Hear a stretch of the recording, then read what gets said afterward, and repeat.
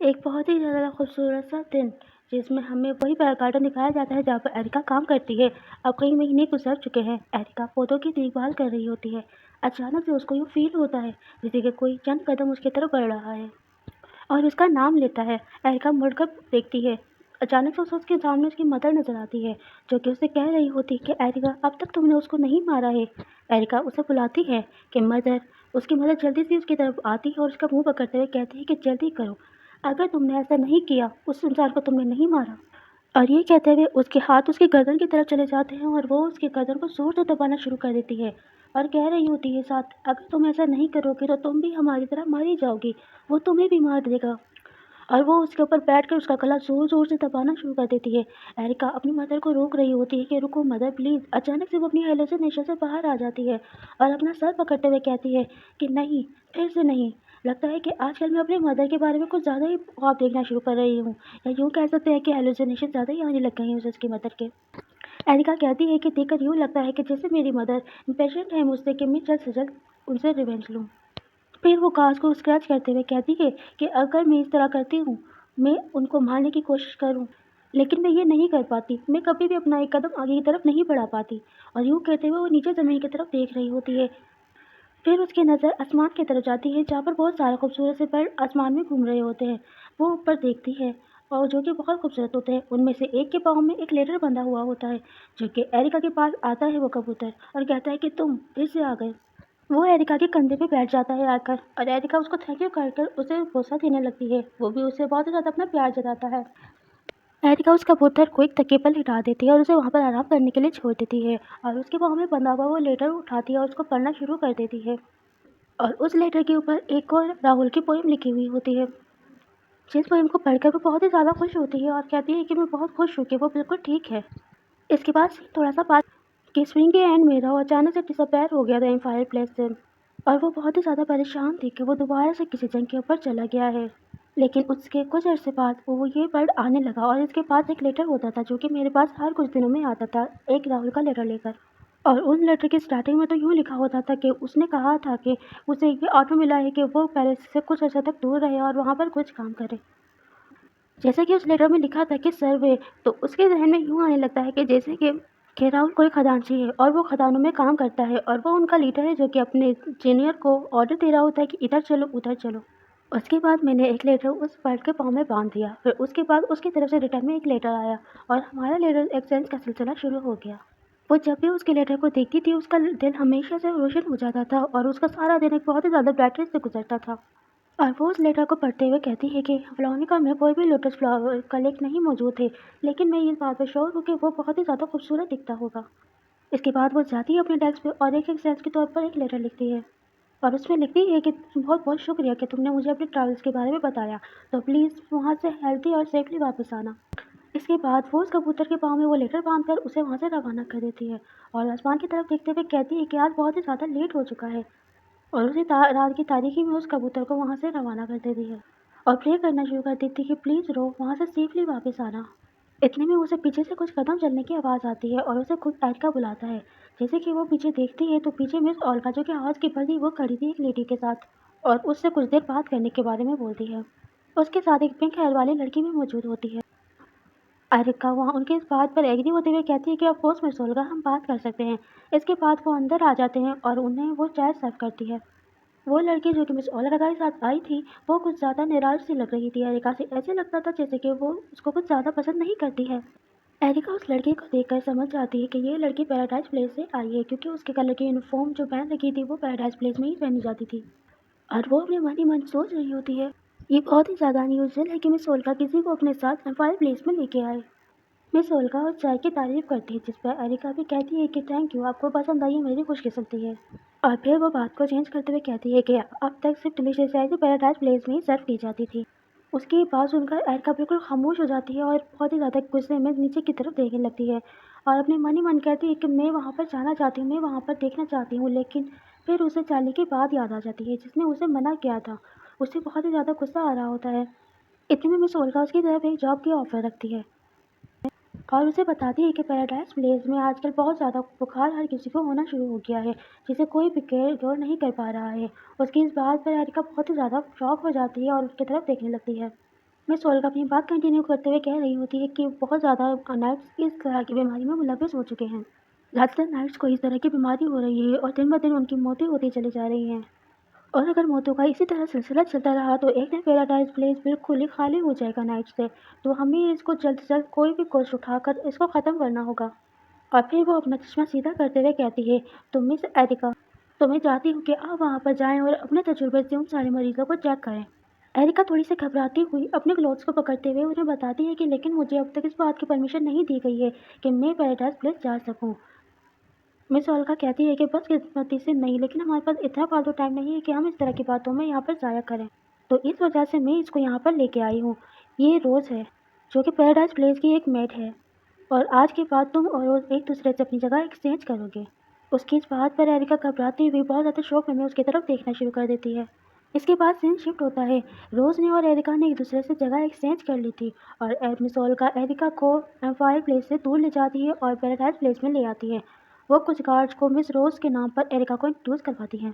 Areca उसके अंदर inter होते हुए कहती है कि इतने वर्षों से जिस चीज़ का इंतज़ार मैं कर रही थी, आखिरकार वो मुझे मिल गया।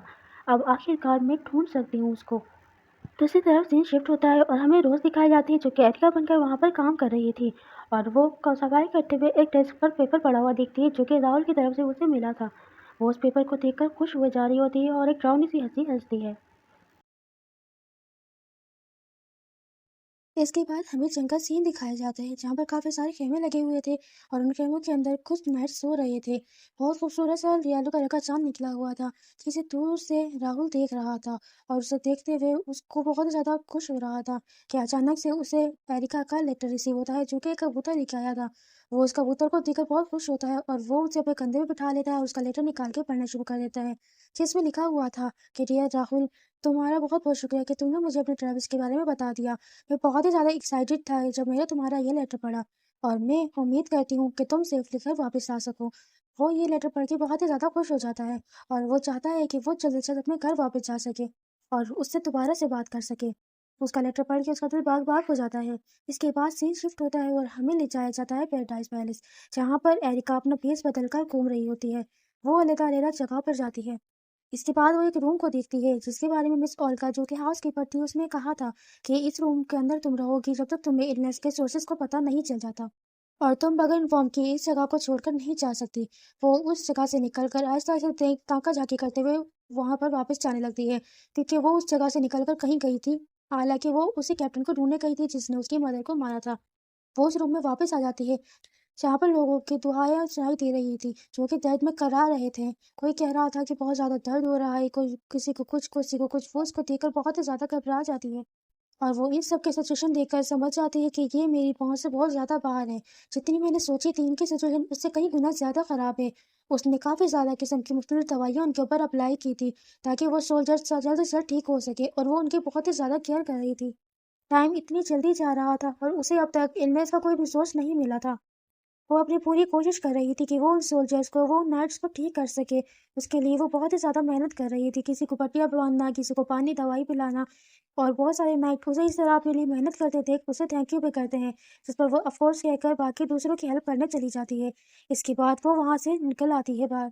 जैसे ही वो रूम से बाहर आती है, पीछे से मिस ओल्गा उसको बुलाती है और कहती है, क्या तुम मुझे सुन सकती हो? एरिका उसे कहती है कि यस मिस ओल्गा, मैं आपको सुन रही हूँ, क्या हुआ? एरिका उसे बताती है कि मैंने अपनी खूब कोशिश कर ली है, जो मैं कर सकती थी मैं कर चुकी हूँ, लेकिन मेरी लाख कोशिश जतन के बावजूद उन्हें कुछ भी नहीं हो पा रहा, वो ठीक नहीं हो पा रहे। मिस ओल्गा अपना चश्मा ठीक करते हुए उनसे कह रही होती है, लेकिन मैंने तुमसे इसे कई गुना ज़्यादा एक्सपेक्ट किया था, मुझे लगा था तुम इससे कई गुना ज़्यादा कर सकती हो। इसके बाद मिस ओल्गा उसे और भी ज़्यादा मेहनत करने के लिए कहती है और कहती है कि मुझे डिसअपॉइंटेड मत करना, मैंने बहुत ज़्यादा जतन कोशिश की है तुम्हें यहाँ पर लाने के लिए। और एरिका को ये कहते हुए वहाँ से चले जाते हैं कि मुझे तुम पर एतमाद है। एरिका उसके बाद खामोशी से सुनती है और इस पर हमें पढ़ देती है। एरिका अपने मन ही मन गुस्सा करते हुए कह रही होती है कि आखिर ये मुझसे क्या एक्सपेक्ट कर रहे हैं, मुझे सिर्फ पौधे वगैरह पसंद है बस, और कुछ नहीं। दूसरी तरफ वो ये सब कुछ उन मरीजों के सामने बैठी हुई देख रही होती है, जो कि दर्द से बुरी तरह घबरा रहे होते हैं, और उन्हें देखते हुए कहती है, क्या सच में मैं इन लोगों को बचा सकती हूँ? आखिर मुझे क्या करना चाहिए? ये पूरा हफ्ता बिना किसी वजह के गुजर चुका है और अब तक मुझे कोई भी क्लू नहीं मिला है। मैं आखिर तक आ चुकी हूँ, लेकिन अब तक मुझे कुछ भी इसकी एंड नजर नहीं आ रही है। और वो उन लोगों को देखकर बहुत ही ज़्यादा काँपना शुरू कर देती है, क्योंकि उन्हें उन लोगों में वो लोग नज़र आ रहे थे जो कि उसके अपने थे, जिनको उन्होंने बहुत ज़्यादा बेदर्दी से मार दिया था। वो उनमें से एक पर्सन के पास जाती है उनको दिलासा देने के लिए, लेकिन उसके अंदर उसे अपने नागिन नज़र आ रहे होते हैं, जो कि उसे मदद की दुआएँ कर रहे होते हैं। जैसे ही वो उसके अंदर उसका आग देखती है, वो जल्द से जल्द अपना हाथ पीछे कर लेती है और वो बंदा खून की उल्टी करते हुए वहीं पर उसकी जान चली जाती है। और वो उस पर्सन को इस तरह अपने सामने मरते देख अपने दाँत पीसते हुए कहती है कि मैं फिर से इसको नहीं बचा सकी। वो सारा ब्लेम अपने ऊपर ले रही होती है, क्योंकि वो अब तक इसका सोर्स नहीं ढूँढ पाई थी, इस डिज़ीज़ का सोर्स नहीं ढूँढ पाई थी। इस वजह से वो ये कह रही थी कि ये सारा पार्ट मेरा है, तो मुझे माफ़ कर दीजिए। लेकिन वो उन लोगों से वादा करते हुए ये कह रही होती है कि मैं तुमसे प्रॉमिस करती हूँ कि मैं अपना बेस्ट देने की कोशिश करूँगी, मैं कुछ ना कुछ कर लूँगी। मैं एक दिन की और इस इलनेस का ज़रूर ढूँढ लूँगी और एक दिन मैं उस आर्मी मैन से ज़रूर बदला लूँगी। और वो बात-तमाम तरीके से खड़ी होती हुई कहती है कि मैं प्रॉमिस करती हूँ, मैं एक दिन ये सारी की सारी चीज़ें फिक्स कर दूँगी। इसके बाद सीन शिफ्ट होता है और वो कुछ मुख्तलिफ किस्म की मेडिसिन के बारे में बुक्स पढ़ रही होती है, जिसके अंदर वो कहती है कि ये भी नहीं हो सकता, ये भी नहीं हो सकता। और वो काफ़ी किस्म की दवाइयों के बारे में देख रही होती है और इलनेस के बारे में, और सोचती है कि इनमें से कोई तो रीज़न होगा कि आखिर ये सारे के सारे सोल्जर इतनी जल्दी और इतनी बुरी तरह से बीमार हो रहे हैं। इसके बाद वो दूसरी बुक उठाने लगती है कि अचानक से उसे अपने सामने से एक वाइट कलर का धुआं सा नजर आने लगता है और उसके ज़हन में एक ख्याल आता है, बटरफ्लाइज़। हाँ, और उसे अपनी मदर की एक बात याद आती है कि इस बटरफ्लाई का कलर कितना ज़्यादा अनयूजुअल है और ये कितनी ज़्यादा फ़ेमिलियर सी लगती है। जिस पर उसकी मदर उसे मोहतात करते हुए कहती है कि रिमेंबर करो यदि ये इस चीज़ को तुम्हें टच नहीं करना। इनके कलर बहुत ही ज़्यादा खूबसूरत है, लेकिन ये बटरफ्लाई उतनी ही ज़्यादा डेंजरस है। इसके पंख बहुत ही ज़्यादा पॉइजनस होते हैं। और उसे एक नज़र सारी की सारी बात समझ आ जाती है। वो अचानक से इस बात पर खड़ी होती हुई कहती है कि आखिरकार मुझे मिल गया। मैं समझ गई हूँ कि सारे के सारे सोल्जर्स क्यों बीमार पड़ रहे हैं।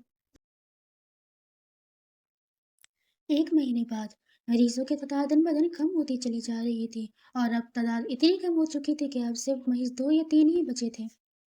मिस ओल्गा एरिका से बहुत ही ज़्यादा इम्प्रेस्ड होती है और वो उसे कहती है कि मैं कभी इस बारे में गैस भी नहीं कर सकती थी कि इतनी बड़ी बीमारी का इतनी ज़्यादा मौतों का सबब सिर्फ एक मामूली सी तितली बनेगी। एरिका उनकी बातों को गौर से सुनती है और अपने मन में कहती है, हाँ, ये बात सही है क्योंकि उन बटरफ्लाइज के स्कैल्स इतने ज़्यादा पॉइजनस थे कि उनके ज़रिए इंसान की मौत भी हो सकती थी। उसकी मदर की उसकी कुछ चंद यादें आती हैं जिसमें उसकी मदर उसे कह रही थी कि एरिका कभी भी मत बोलना, ये बटरफ्लाई जिनके इतने खूबसूरत कलर हैं, ये बहुत ही ज़्यादा पॉइजनस हो सकती हैं। इसके स्केल्स, इसके पर जो हैं वो पॉइजनस हैं, तो इनको कभी भी टच करने की ज़रूरत मत करना। और वो अपने मन ही मन अपनी मदर का शुक्रिया अदा कर रही होती है कि उसकी आज इन्फॉर्मेशन रंग ला गई और इतने सालों बाद, इतने टाइम बाद उसके ज़हन में ये बात आ गई अचानक से। मिस ओल्गा उससे बहुत ही ज़्यादा खुश होती हैं और उसके कामों की उसकी तारीफ़ कर रही होती हैं। एरिका भी अपनी तारीफ़ें सुनकर खामोशी से वहीं खड़ी रहती है। इसके बाद मिस ओल्गा वहाँ से जाते हुए उससे कहती है कि तुम्हारा काम अब यहाँ पर ख़त्म हो चुका है, तो इसका मतलब कि तुम अब वापस से अपने एम्पायर प्लेस में वापस जा सकती हो। वो उनकी बातों को खामोशी से सुनती है और इसके बाद वो वहाँ से चली जाती है। वो थोड़ा-सा सुकून का साँस लेती है और वो तेज़ी से वहाँ से जाने लगती है। उसे जाते देख वहाँ पर और मेड्स भी उसको देखती हैं कि अचानक ये इतनी स्पीड में कहाँ पर जा रही है। और वो बहुत ज़्यादा जल्दबाज़ी में होती है कि उसे आज किसी न किसी तरह उसे देखना ही होगा। आखिर वो कहाँ पर मौजूद हो सकता है, और वो पूरे के पूरे पैराडाइज़ पैलेस में इस तरह घूमना शुरू कर देती है। घूमते-घूमते वो एक जगह पर पहुँचती है जहाँ पर चंद नाइट्स अपनी स्वॉर्ड प्रैक्टिस कर रहे थे। एरिका को देखकर एक नाइट उसके पास आता है और उसे कहता है कि ओह! तुम यहाँ पर आ गए।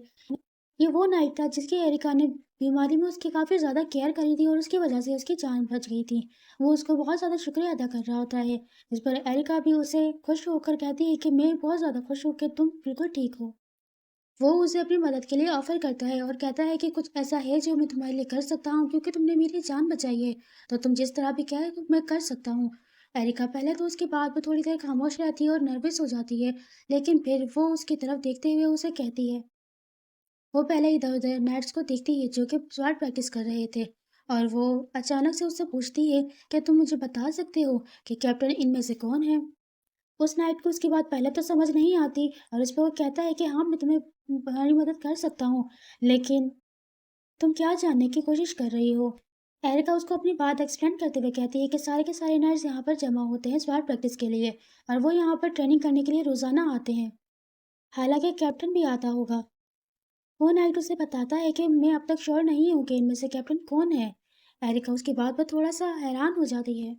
वो नाइट अपनी बात क्लियर करते हुए बताता है कि मैं सच कहूँ तो इस जगह पर कोई भी नहीं जानता है कि असल में कैप्टन कौन है। एरिका उसकी बात को दोबारा नाइट उसे बताता है कि सिर्फ कुछ लोग ही हैं जो कि कैप्टन की असली आइडेंटिटी जानते हैं, और वो भी कुछ सेलेक्टेड पीपल हैं जिनके बारे में वो जानते हैं, और उसे इस बारे में कोई भी आइडिया नहीं है। और इसी दौरान हमें एक पर्सन की परछाई भी दिखाई जाती है जो कि चुप के उन सबकी बातें सुन रहे थे कि आखिर एरिका उससे क्या बातें कर रही है।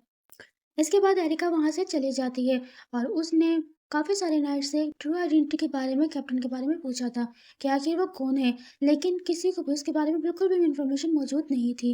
और वो इस बारे में फिक्रमंद होती है कि आखिर ऐसा पॉसिबल कैसे हो सकता है कि अचानक से उसे पीछे की आवाज आती है, कोई उसे यूर मेजेस्टी कह के बुला रहा होता है, जिसे सुनकर एरिका बहुत ज़्यादा शॉक हो जाती है और थोड़ा सा कांपने भी लगती है। वो पीछे मुड़कर देखने ही वाली होती है कि क्या इंपीरियर, और वो डरी सहमी यही सोच रही होती है कि क्या इंपीरियर ने ये ढूंढ लिया है कि मैं प्रिंसेस ऑफ फिरोने का हूँ, और अगर उसने ढूंढ लिया है कि मैं प्रिंसेस ऑफ फिरोना का हूँ तो वो डेफिनेटली मुझे मार डालेगा। और उसका दिल जोर जोर से धड़क रहा होता है। वो बहुत ही ज़्यादा डर जाती है, हालांकि उसके हाथ तक कांपने शुरू हो जाते हैं। वो सोच रही होती है कि आखिर मैं अब क्या करूँ। वो यहाँ से भागना चाहती थी लेकिन उसके पाँव वहीं पर जम गए थे जो कि मूव नहीं हो रहे थे। वो बुरी तरह से डर गई थी। वो अपने आप से ही कहती है कि प्लीज़ थोड़ा सा हिल लो। वो पर्सन आहिस्ता-आहिस्ता उसकी तरफ बढ़ता चला जा रहा था, और अचानक से वो उसका मुँह पकड़कर उसे पीछे की तरफ खींचना शुरू कर देता है।